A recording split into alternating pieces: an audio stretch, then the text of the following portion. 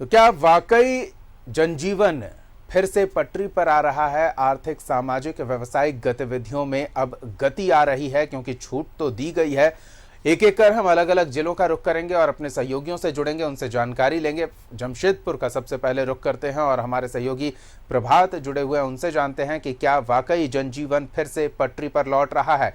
क्या कुछ और समय इंतजार किया जाएगा ये स्पष्ट होने में, या फिर एक दो दिन में ही असर देखने को मिल रहा है जो छूट दी गई है? बिल्कुल दीपक, देखिए असर तो देखने को मिल रहा है। जनजीवन पटरी पर लौट रही है धीरे धीरे। आर्थिक गतिविधियों को भी मजबूत करना जरूरी है, क्योंकि राज्य को राज्य चलाना है, राज्य के मुख्यमंत्री को राज्य चलाना है, उसके लिए आर्थिक की भी जरूरत पड़ती है। तो हम ये कहें कि आर्थिक गतिविधि भी हो रही है, और जो व्यावसायिक प्रतिष्ठान खुलने से उससे निश्चित है कि थोड़े से अर्थव्यवस्था में सुधार आएगा। लेकिन पूर्वी सिंहभूम में अभी भी थोड़ी चिंता का विषय, इसलिए मैं बोलना चाह रहा हूँ कि अगर 2 दिन के अगर आंकड़े देखें तो एक दिन 52, एक दिन 43 पॉजिटिव केस मिले, लेकिन कल रात में फिर 100 के आंकड़े पार कर गए हैं, 102 पॉजिटिव आए। ये थोड़ा चिंता का विषय है। राज्य सरकार तो चाह रही है कि जिस तरीके से ये पूर्वी सिंहभूम को अभी भी अनलॉक में रखा गया है, लॉक में रखा गया है, अनलॉक नहीं किया गया है, तो कहीं ना कहीं राज्य सरकार इसको मॉनिटरिंग करेगी और आने वाले दिनों में जो प्रयास लगाया जा रहा है कि 10 तारीख के बाद से सारी चीज़ों को खोल दी जाएगी, जैसे जो सोना चांदी की दुकान है, कपड़े की दुकान है, या जूता चप्पल या कॉस्मेटिक या लेडीज़ आइटम्स की दुकान है, वो अभी नहीं खुली है, तो उनको लेकर कहीं ना कहीं राज्य सरकार इस मॉनिटरिंग कर रही है। आपदा प्रबंधन के जो पदाधिकारी है वो जरूर मॉनिटरिंग करेगा। लेकिन पूर्वी सिंहभूम में अभी भी थोड़ी चिंता का विषय, इसलिए मैं बोल रहा हूँ कि ग्रामीण क्षेत्र में अभी भी पॉजिटिव केस आ ही रहे हैं।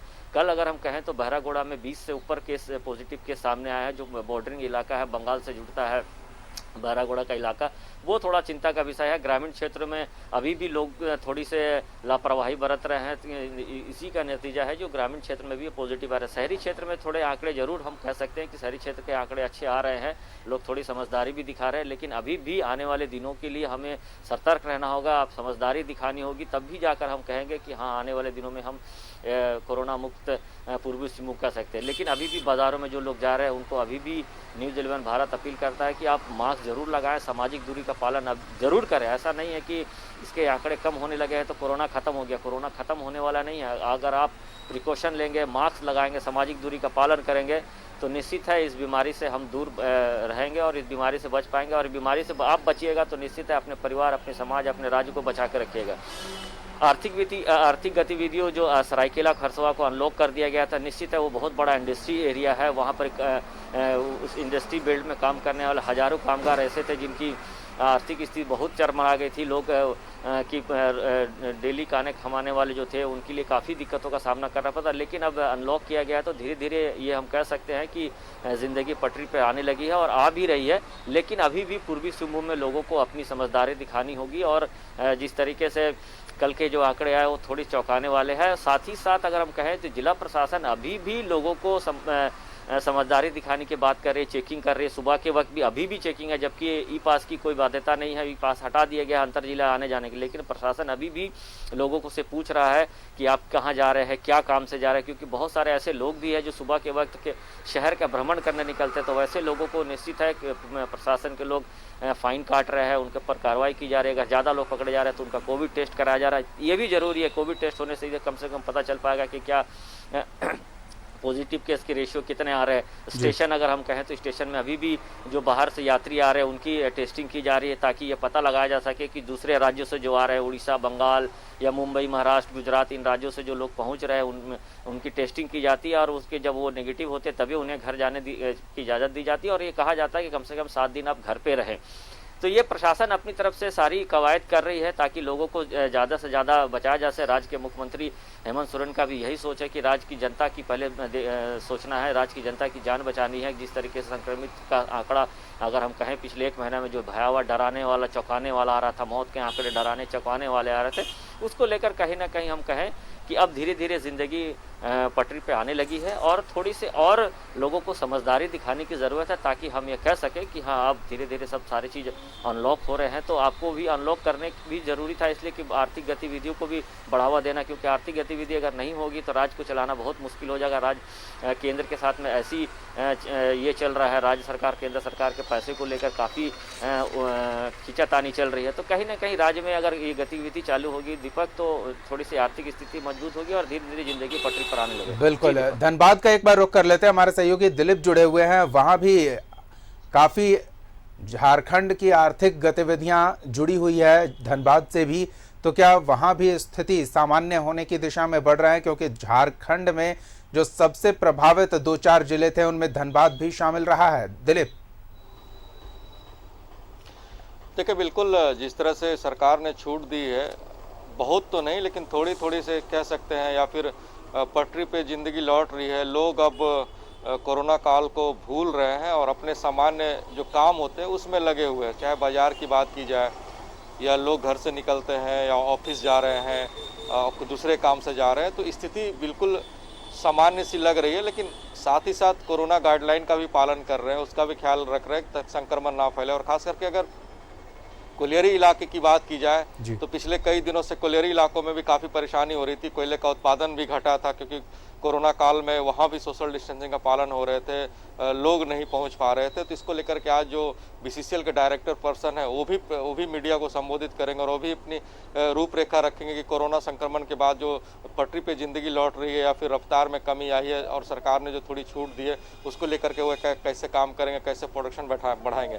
तो कह सकते हैं धनबाद में स्थितियां बहुत अच्छी नहीं है, लेकिन सामान्य जनजीवन जो प्रभावित हो रहे थे, लॉकडाउन से दुकानें बंद थी, बाजार नहीं खुल रहे थे, तो ऐसे में अब पटरी पे लौटने लगा है। क्योंकि जो छोटे छोटे व्यवसाय कर रहे थे और कई दुकानों को सरकार ने प्रतिबंधित कर रखा था कि आप दुकान नहीं खोल सकते हैं, और उस दुकान से जुड़े जो लोग थे, जो रोजगार करते थे, दिहाड़ी मजदूरी करते थे, ट्रांसपोर्टिंग का काम होता था, वो पूरे तरीके से ठप था। अब जाहिर सी बात है, सरकार ने जो फैसला लिया है वो आम लोगों के हित में फैसला लिया है और लोग फैसला का समर्थन कर रहे हैं और थोड़ी थोड़ी जिंदगी पटरी पे लौट रही है। पूरी नहीं कह सकते क्योंकि कोरोना संक्रमण का काल है और जब तक कोरोना पूरी तरीके से खत्म नहीं हो जाता है तब तक पूरी तरह से पटरी पे लौटना मुमकिन नहीं दिख रहा है। लेकिन लोग अब थोड़े से जागरूक और थोड़े से सतर्क भी दिख रहे हैं और उस अनुसार अपने काम कर रहे हैं। हालांकि बाजारों में भी भीड़ नहीं दिख रही है, जो जहां काम करने जाते हैं वहां पे भीड़ नहीं दिख रही है, सोशल डिस्टेंसिंग का पालन हो रहा है और थोड़ी बहुत और समय जैसे बीतेगा तो और राहत होने की उम्मीद होगी, क्योंकि रियल सेक्टर ज़्यादा प्रभावित हुए थे यहाँ पे जी, उनमें अभी थोड़ी राहत देखने को मिलेगा बाद में, क्योंकि उस तरह से अभी माहौल नहीं बन पा रहा, उनके पास मजदूर नहीं आ रहे थे, ट्रांसपोर्टिंग नहीं हो पा रही थी। लेकिन कह सकते हैं सरकार की ये पहल सराहनीय रही और रफ्तार जो मिलनी चाहिए ज़िंदगी में वो धीरे धीरे मिलनी शुरू हो गई है। जी बिल्कुल। राजधानी का रुख कर लेते हैं। अंजनी, राजधानी में भी कुछ पाबंदियां हैं, छूट मिली है, लेकिन जिस तरह से पटरी पर जनजीवन लौट रहा है, सामाजिक, आर्थिक और अन्य व्यावसायिक गतिविधियों में कुछ छूट के साथ अब हालात बेहतर होने की बात कही जा रही है। आपसे जानना चाहेंगे क्या स्थिति है?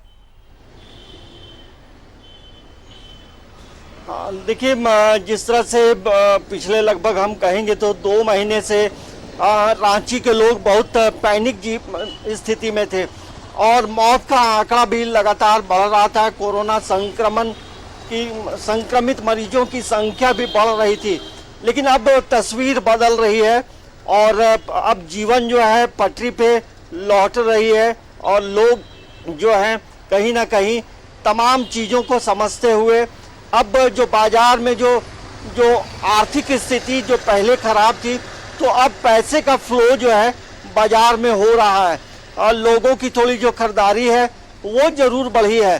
तो हम जरूर कह सकते हैं कि ऐसे समय में रांची के लोग थोड़ी राहत भी महसूस कर रहे हैं, क्योंकि जो संक्रमण का जो रिकवरी रेट है वो अब झारखंड का काफ़ी अच्छा हो गया है और रांची में लगभग 1993 मरीज अभी भी इलाजरत हैं। तो पहले की तुलना में काफ़ी तब्दीली आई है और जो वैक्सीनेशन टीकाकरण का कार्यक्रम भी जोर शोर से चल रहा है और जो सुरक्षा कवच देने की बात सरकार की है वो अधिक से अधिक लोगों को मिले और लोग कोरोना से संक्रमित नहीं हो, इन तमाम चीज़ों को लेकर एक बड़ा महाअभियान भी चल रहा है। देखिए, तस्वीर जरूर बदली है, लेकिन ऐसे में जो है अभी भी लोगों को सावधानी बरतने की ज़रूरत है।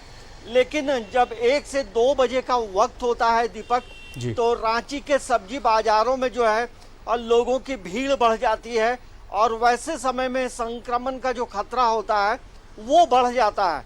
तो हमें लगता है कि जो प्रिकॉशन है वो जरूर लोगों को लेना चाहिए, क्योंकि कोरोना अभी पूरी तरह से समाप्त नहीं हुआ है, अभी भी कोरोना है।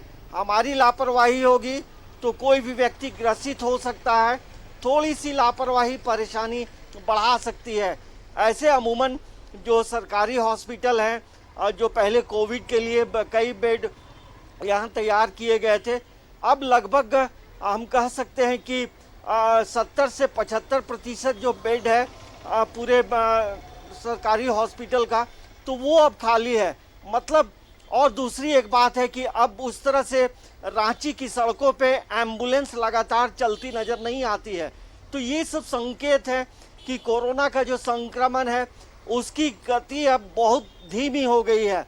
अब जो थोड़ी भी जो धीमी गति है उसे पूरी तरह से बंद करने के लिए पूरे राज्यवासियों को जो है एक संकल्प लेना होगा कि यदि और आने वाले समय में दुकानें यदि खुलती हैं तो हमें संयमित होकर दुकानों में जाना होगा, भीड़ नहीं लगानी होगी, क्योंकि जिस तरह से दुकानों में भीड़ होती है तो वैसे में संक्रमण बढ़ सकता है। भले अभी दूसरे राज्यों के से आने जाने वाली बसों का परिचालन बंद है, दूसरे जिले में जाने के लिए बसों का परिचालन बंद है, ई पास की बाध्यता समाप्त कर दी गई है, फिर भी तमाम चीज़ को लेकर हमें सजग रहने की ज़रूरत है। क्योंकि देखिए एक लंबे समय तक 2020 से जो है कोरोना का संक्रमण लगातार बढ़ता घटता रहा है और तीसरी लहर की बात हो रही है, तो हमें हमारी सावधानी, हमारा जो प्रिकॉशन होगा, हम मास्क लगाएंगे, सैनिटाइजर का इस्तेमाल करेंगे और जो सुरक्षा कवच है, जो वैक्सीन है वो हम लेंगे तो तमाम चीज़ों को हम रोक सकते हैं। तो हमारी जो सजगता है, हमारी जो सद्बुद्धि है वो कोरोना को बढ़ने नहीं देगा। तो ये पूरे राज्यवासियों को संकल्प लेना होगा, क्योंकि देखिए लगातार चीज़ों को बंद सरकार भी नहीं रख सकती है और यदि सरकार दुकानें खोल रही हैं, थोड़ी राहत दे रही है, तो हमारा भी कर्तव्य बनता है, हमारा भी दायित्व बनता है कि हम सरकार के आदेश का पालन करते हुए, कोविड के नियमों का पालन करते हुए घरों से निकलें। अभी भी आप बेवजह घरों से नहीं निकलें, भले ऑफिस वगैरह खुल गए हैं, लेकिन फिर भी आप जब भी बाहर आप जा रहे हैं तो तमाम जो प्रिकॉशंस हैं वो आप लें, क्योंकि जिस तरह से तीसरी लहर की बात हो रही है कि बच्चे संक्रमित होंगे, तो बच्चों की सुरक्षा हमारे हाथों में है और बच्चे जो है आने वाले समय का भविष्य है। तो हमारा दायित्व बनता है कि हम घर परिवार और बच्चों को सुरक्षित रखें। तो हमारी जिम्मेदारी अब बढ़ गई है, सरकार की भी जिम्मेदारी बढ़ गई है, प्रशासन की चुनौती बढ़ गई है, डॉक्टर्स, मेडिकल कर्मी लगातार काम कर रहे हैं। तो हमें लगता है कि जो रांची का जो जनजीवन है वो अब धीरे धीरे सामान्य हो रहा है और लोग थोड़ा राहत भी महसूस कर रहे हैं, क्योंकि लगातार लोग घरों में रहे हैं तो लोग भी परेशान होते हैं, क्योंकि आप लगातार घरों में रहेंगे। बिल्कुल, तो लोगों की इस परेशानी से छुटकारा दिलाने के लिए ही प्रयासरत है सरकार। काफी छूट दी जा रही है लेकिन पाबंदियां अभी भी बरकरार है। दिलीप के पास चलते हैं और उनसे जानते हैं कि आर्थिक गतिविधियां, सामाजिक गतिविधियां तो पटरी पर आ रही है दिलीप, लेकिन इस लॉकडाउन की वजह से जिनका रोजगार प्रभावित हुआ, जिनकी नौकरी गई, उनका जीवन सामान्य होने में काफी समय लग सकता है या फिर कई समस्याओं का उन्हें आगे सामना करना पड़ सकता है। तो उनके लिए कोई पहल होती दिख रही है? न सरकार की तरफ से, न जिला प्रशासन की तरफ से और न सामाजिक संस्थानों की तरफ से कोई ऐसी पहल नहीं की गई। हालांकि जब लॉकडाउन हुए तो सरकार ने मनरेगा मजदूरों के लिए बहुत पहल की, उनके लिए कई ग्रामीण क्षेत्रों में रोजगार सृजन किए और उन्हें रोजगार मिला। लेकिन कई ऐसे लोग हैं जो मनरेगा से जुड़े नहीं हुए, चाहे वो शहरी क्षेत्र में रह रहे हो, चाहे वो ग्रामीण क्षेत्र में रह रहे हो। उनका जीविका उपार्जन या परिवार का भरण पोषण मजदूरी से ही चलता था, चाहे वो खेत में काम करे, सड़क निर्माण में काम करे या दिहाड़ी मजदूर करे। तो वैसे मजदूरों के सामने बहुत बड़ी समस्या उत्पन्न हो गई है और कुछ गाँव का दौरा भी हम लोगों ने किया था और ग्रामीणों ने साफ तौर पर कहा था कि लॉकडाउन ने बहुत बड़ी मुसीबत उनके सामने खड़ी कर दी है। लॉकडाउन में एक तो वो बेरोजगार हो गए, उन्हें रोजगार नहीं मिला और ऐसे में महंगाई की मार उनके सामने बहुत बड़ी समस्या उत्पन्न हो गई। आलम यह हो गई कई कई दिन उन्हें भूखे रहना पड़ रहा है। तो ऐसे हालात धनबाद में दोनों मजदूरों के सामने हो गई है, शहरी मजदूर भी और ग्रामीण मजदूर। और सिर्फ मजदूर नहीं, वैसे लोगों के सामने भी बहुत बड़ी समस्या उत्पन्न हो गई जो ठेले खोमचे लगाते थे, डेली घूम घूम कर सामान बेचते थे, उनका भी रोजगार चौपट रहा, उनके भी काम धंधे छिन गए। तो ऐसे लोगों के सामने बहुत बड़ी समस्या उत्पन्न हो गई है कि ये आने वाले समय में कैसे अपने जीवन को पटरी पे लाएंगे। सरकार ने राहत देते हुए लॉकडाउन में छूट दी है, सभी दुकानों को खोलने की अनुमति दी है, लेकिन उनके दुकान अभी भी नहीं खुल पा रहे क्योंकि वो उनका बाजार शाम में ही बाजार लगता है। तो ऐसे में सरकार को या जिला प्रशासन या निगम को एक पहल करने की जरूरत है और उन लोगों को एक लिस्ट बनाने की जरूरत है। अगर थोड़े से भी इस बुरे वक्त में उन्हें आर्थिक मदद मिलती है तो उनके लिए बहुत बड़ी राशि होगी और ऐसे में एक पहल की जरूरत है। हालांकि पहल कैसे होगी ये देखने वाली बात होगी, लेकिन इस लॉकडाउन ने उन लोगों की कमर तोड़ के रख दी है और काफी परेशानी का सामना उन्हें करना पड़ रहा है। हालांकि कई इलाके में सामुदायिक किचन चल रहे थे, उनके माध्यम से उन्हें भोजन मुहैया कराया जा रहा था, लेकिन पिछले लॉकडाउन में सरकार ने सामुदायिक किचन का जिम्मेवारी उठाया था और सरकार के पहल पे कई इलाकों में चल रहे थे और जो जरूरतमंद थे, जो भूखे थे, उनके घर तक पहुंच रहे थे और उन्हें सूखा अनाज खाना मुहैया कराया जाता। लेकिन इस लॉकडाउन में क्योंकि कोरोना संक्रमण बहुत बड़ा महामारी का रूप ले लिया था, हर किसी को डर था, तो ऐसी कोई व्यवस्था नहीं हुई, तो उनके सामने इस तरह की भी समस्या उत्पन्न हो गई है। हालांकि अब देखने वाली बात होगी कि किस तरह से जब जो रफ्तार जिंदगी की रफ्तार जो पटरी पे लौट रही है उसमें वो अपने आप को कैसे एडजस्ट करते हैं, कैसे फिर से वो अपने आप को खड़ा करते हैं, रोजगार से जुड़ते हैं। लेकिन बड़ी समस्या होगी दिहाड़ी मजदूरों और आम लोग जो डेली खाने कमाने वाले हैं। दीपक, बिल्कुल।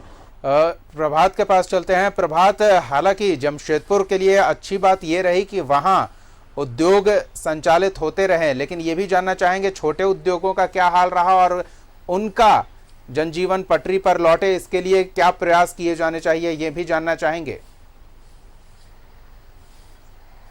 बिल्कुल दीपक, देखिए पिछले दिनों मैं जमशेदपुर के सांसद से ये क्वेश्चन सवाल किया था कि 2020 से लेकर 2021 के बीच में जो झारखंड की आर्थिक राजधानी जमशेदपुर है, यहाँ बड़े इंडस्ट्री बेल्ट है सरायकेला खरसवा में, तो उन क्षेत्रों में कई ऐसे लोगों की नौकरियां चली गई थी, कई ऐसे फैक्ट्री थे जो बंद हो गए थे। हालांकि केंद्र सरकार, राज्य सरकार ये प्रयास कर रही थी कि फैक्ट्री को बंद ना होने दी जाए और सुचारू रूप से चलते रहे, भले धीरे धीरे चले लेकिन चले। लेकिन कई ऐसे जो लोगों की नौकरियां चली गई थी, कई लोग ऐसे बेरोजगार हो गए थे, कई फैक्ट्री बंद हो गई थी। लेकिन अब धीरे धीरे थोड़ी सी स्थिति सामान्य हो रही है, लेकिन अब ये समय लगेगा दीपक, क्योंकि 2020 में भी कई लोगों की नौकरियां गई थी और 2021 में भी काफ़ी लंबा समय तक बंद रहा। हालांकि आर्थिक वृद्धि चल रही थी, फैक्ट्रियाँ खुली थी, लेकिन उन फैक्ट्रियों में एक समस्या उत्पन्न हो रही थी। पिछले दिनों जैसे पूरे झारखंड में ऑक्सीजन, पूरे देश में ऑक्सीजन की कमी हो गई थी, तो वो ऑक्सीजन जो था प्लांट को नहीं देके हॉस्पिटलों तक पहुंचाया जा रहा था। अभी फिलहाल 2 दिनों से वो ऑक्सीजन प्लांटों में सप्लाई की जा रही है और प्लांट में अब धीरे धीरे प्लांट के जो ब्लास्ट फार्नेस है वो धीरे धीरे सुचारू रूप से चलने लगे हैं। तो निश्चित है ये थोड़ा समय लगेगा। हालांकि टाटा मोटर्स भी अभी शटडाउन लिया हुआ, क्योंकि टाटा मोटर्स पे ही आदितपुर का जो पूरा इंडस्ट्री बेल्ट है वो कहीं ना कहीं उसी पर निर्भर है, क्योंकि बड़ा फैक्ट्री है, बड़े बड़े पार्ट्स पुर्जे वहाँ बनाए जाते हैं।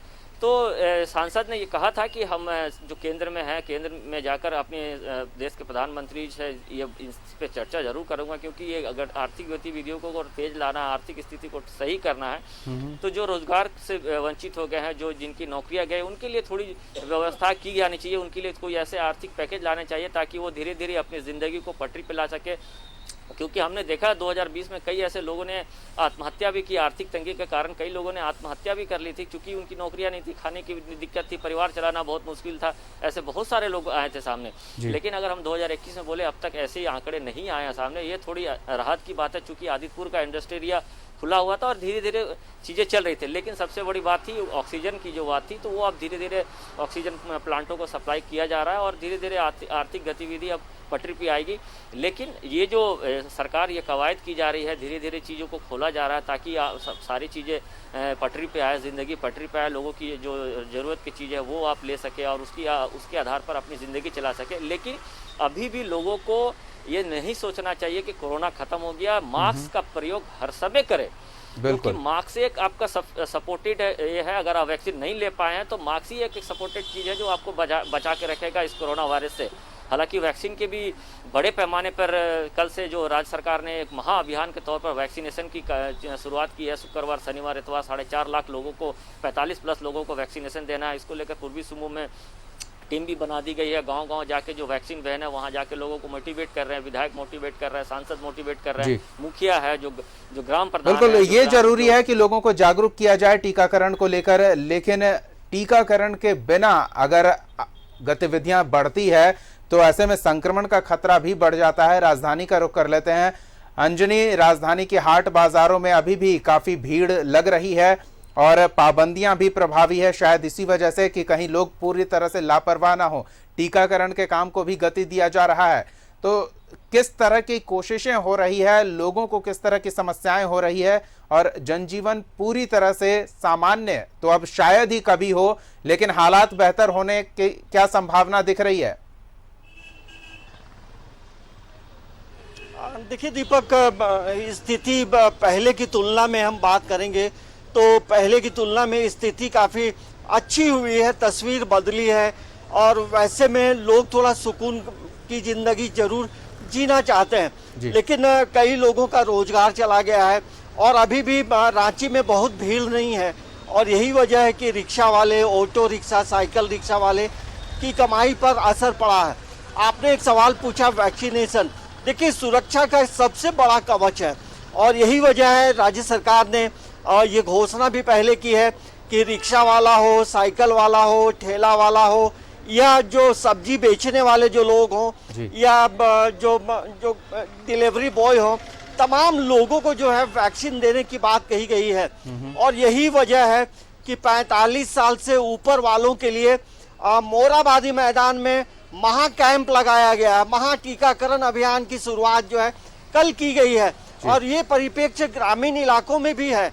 तो यहाँ लगभग 3 दिनों में 9,920 लोगों को टीकाकरण करना है, उससे ज़्यादा भी हो सकता है।